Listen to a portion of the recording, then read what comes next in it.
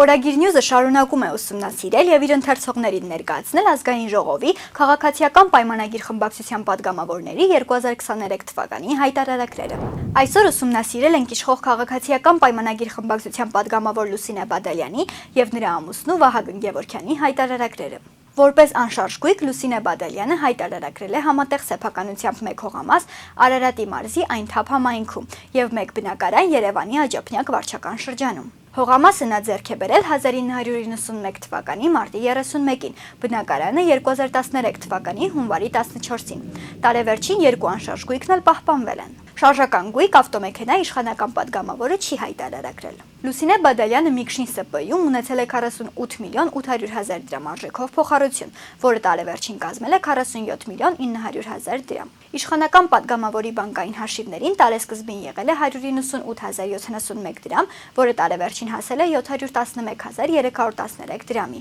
Բացի այդ, նա հայտարարակրել է 3 միլիոն 500 հազար դրամ եւ 4000 դոլար կանխիկ գումար, որը տարեվերջին կազմել է 4 միլիոն 900 հազար դրամ եւ 6300 դոլար։ Բադալյանի տարեկան եկամուտը կազմել է 16 միլիոն 31771 դրամ, որից 10 միլիոն 508,461 դրամը Հայաստանի Հանրապետության ազգային ժողովից ստացած աշխատավարձն է, իսկ մնացած 3 միլիոն եւ 2 միլիոն 523,310 դրամը նա հայտարարակրել է որպես այլ եկամուտ, համապատասխանաբար Հայաստանի Հանրապետության ազգային ժողովից եւ ֆինանսների նախարարությունից։ Ստացված վարկերի եւ փոխառությունների մայր գումարի մնացորդը 2023-ի դեկտեմբերի 31-ի դրությամբ կազմել է 47 միլիոն 900 հազար դրամ։ Падգամավորի ամուսինը Վահագն Գևորգյանը հայտարարակրել է համատեղ սեփականությամբ 1 բնակարան, որը սակայն Լուսինե Բադալյանի հայտարարակրած բնակարանը չէ։ Այս բնակարանը գտնվում է Երևանի կենտրոն վարչական շրջանում։ Այն գնվել է 2014 թվականի սեպտեմբերի 5-ին։ Բնակարանը նույնպես տարեվերջին պահպանվել է։